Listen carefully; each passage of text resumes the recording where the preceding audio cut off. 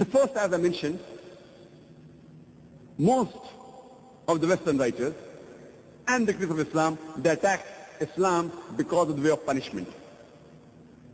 In Islamic law, in Islamic Sharia, the punishment is barbaric. Islam is a complete way of life. And compared to the other ways of life, most of the other religions, if you analyze, they speak good things. Most of the religions, including Islam, but the difference between Islam and the other religion is that Islam, besides speaking good things, it shows you a way how to achieve that state of goodness.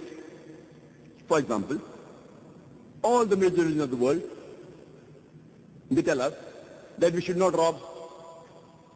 Hinduism says we should not rob. Christianity says we should not rob. Islam says we should not rob. So what's the difference between Islam and the other ways of life, between Islam and the other religions? The difference is that Islam, besides telling us the good things, it shows us a way how to achieve that state of goodness.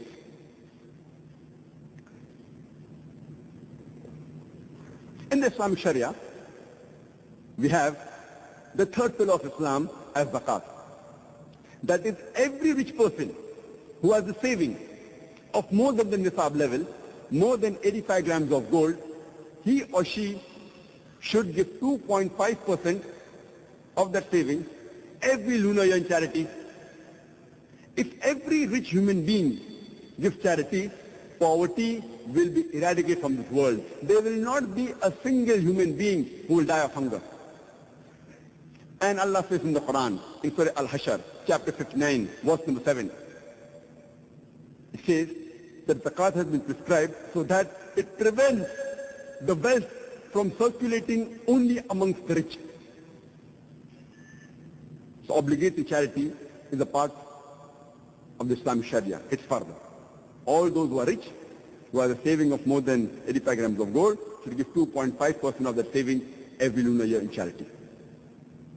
And after that, Allah says that you should not rob. And if suppose someone robs, Allah says in the Quran, in Surah Ma'idah, chapter number 5, verse number 38, as to the thief, be it a man or a woman, chop off his or her hand as a punishment from Allah subhanahu wa ta'ala. Many people will say, chopping off the hand in this age of science and technology, Islam is a barbaric religion. It is ruthless faith. And many people think that if they go to Saudi Arabia, where this law is practiced, every second person they come across, they will see that the hands have been chopped. Many people think that if they go to Saudi Arabia, where this law is practiced, every second person's hand will be chopped off. Believe me, I have been to Saudi Arabia several times, umpteen number of times. I have not come across a single human being whose hands have been chopped off. There may be a few whose hands have been chopped, but I have not come across a single. The law is so strict that a person will think 10 times before committing the crime. The Islamic Sharia is such, it gives you advice that don't rob. But every human being will not follow this advice. Those who have faith in Allah may follow.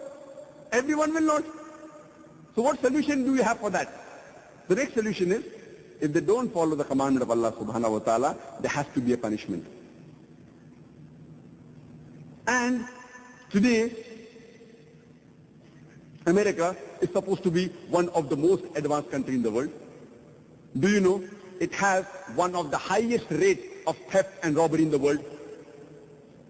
I am asking a simple question, that if you implement the Islamic Sharia in America, in USA, that every rich person who has a saving of more than 85 grams of gold should give 2.5% of that saving in charity every lunar year. And after that, if anyone robs, chop off his or her hand as a punishment. I am asking a question, will the rate of theft and robbery in America, will it increase? Will it remain the same, or will it decrease? It will decrease. It's a practical law. You implement the Sharia and you get results. Therefore I say that the Islamic Sharia is perfect. We introduce laws for results, not just to be mentioned in the books. And people may argue, they think that if you implement then, how many people are robbing? Oh, there are thousands of people robbing in America. So do you mean you have to chop off thousands of people's hands? The moment you implement the law within a couple of people, all the rest, God willing, to stop robbing.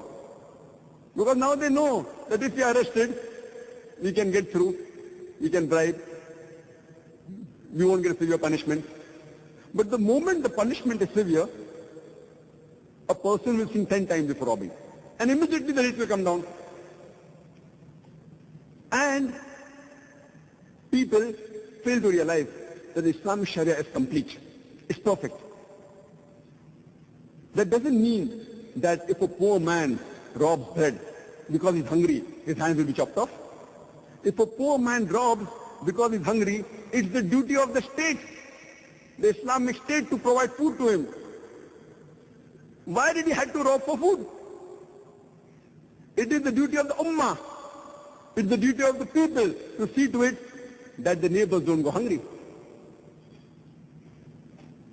But natural, this punishment has its rules and regulations, that only if you rob a particular big amount, etc., then it is implemented.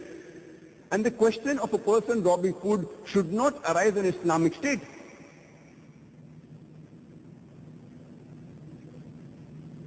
That's the reason the least rate of robbery in any part of the world, it's in Saudi Arabia. It's a practical law. You implement it and you get results. This was just an example of the punishment and the logic behind this punishment. So people who worry that hands will be chopped off, the moment you implement the Sharia, the punishment need not be implemented. It may be implemented once in a blue moon.